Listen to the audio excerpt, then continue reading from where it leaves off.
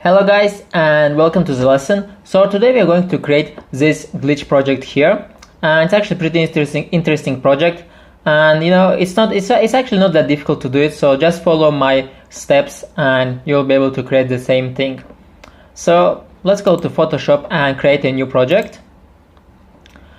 So make sure you have pixels selected, width is 1000, height is 1 to 50, orientation like this, resolution 300, RGB color mode, and let's just press create if everything is okay. Perfect. So first thing we need to do is we need to bring actually this image inside our Photoshop, and you will be able to find it in the project materials. So now let's hold shift and drag in order to make this bigger. Shift and drag, make it a little bit like this, so change the position and then just press OK. Perfect. Now let's also delete this background layer, we don't actually need it.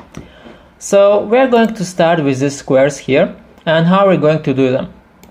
So press right here and then choose duplicate layer and press OK. Like this we have a copy of our layer. So now we need to go here, press right and choose rectangular marquee tool.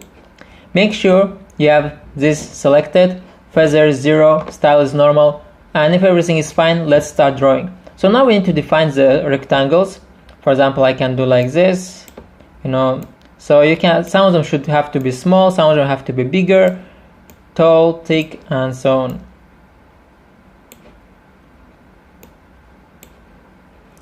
Like this. Just make few.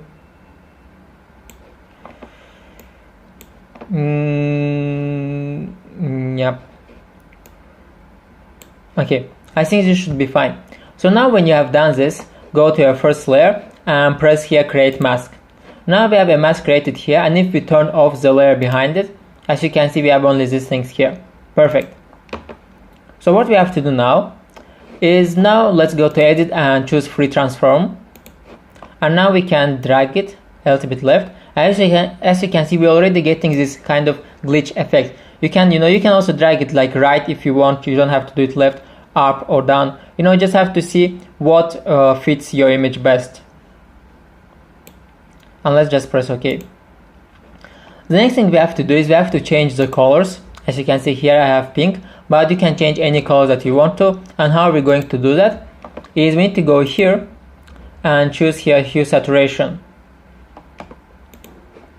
Now we can change the, okay, we're changing the color, and as you can see nothing is changing. Why? Because our colors are black and white, and when you have black and white we can't really change it with hue saturation effect. So let's go back to layers and delete this.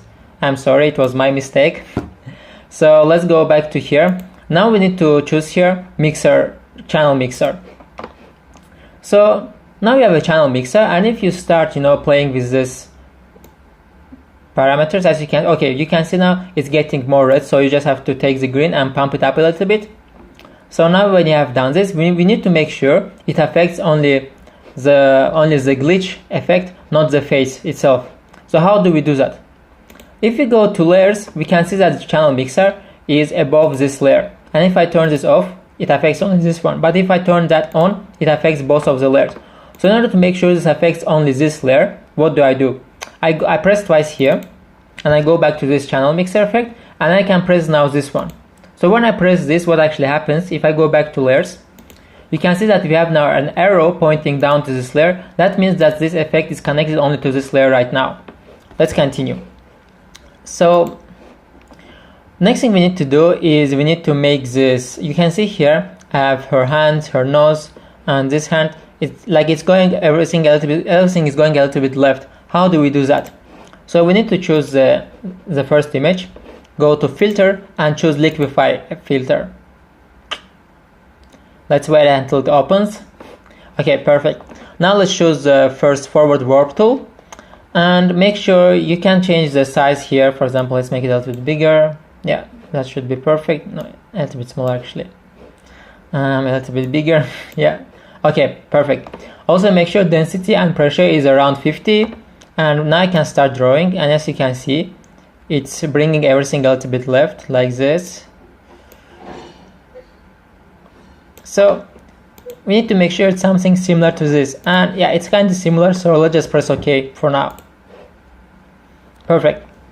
Next thing we need to do is we need to make this kind of colors here. And how are we going to do them? As you can see here, we have it's not only different colors, but it's also points. And wait, let me show you it closer so you can see what I mean. Here you can see the dots. In order to create a lot of dots, we need to do this the following. We need to create our own brush, which is in this shape. But first of all, let's draw these lines here, and it's just like 1, 2, 3, it's just 4 different colors. And in order to do that, let's go to Photoshop, let's create a new layer.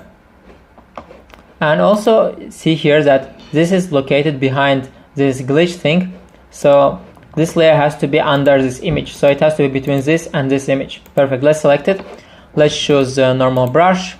And now we have to select this normal, like the round brush, like this. Make hardness 0. And let's choose the colors. Yeah, this should be okay. So if I start drawing right now, let's make it a little bit bigger, the size. If I start drawing right now, for example, like this. Yeah, something similar. Okay, this is too big actually. Wait, what happened to my brush? Sorry. Let's create one more time. Okay, something like this. So now we need to make sure this is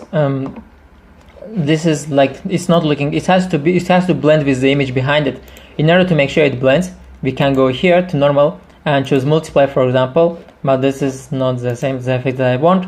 Maybe screen, nope, overlay, yeah, much better. And then we can also change the opacity, make it a little bit less. As you can see, it blends pretty well with the image right now. Okay, perfect. So let's continue and let's draw other lines. So let's just choose here different color and continue drawing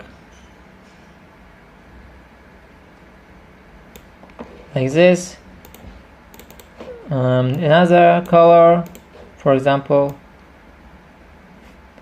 kind of looks like a flag, but I'm not sure this is a real flag or whatever. And one more color, let's do it purple.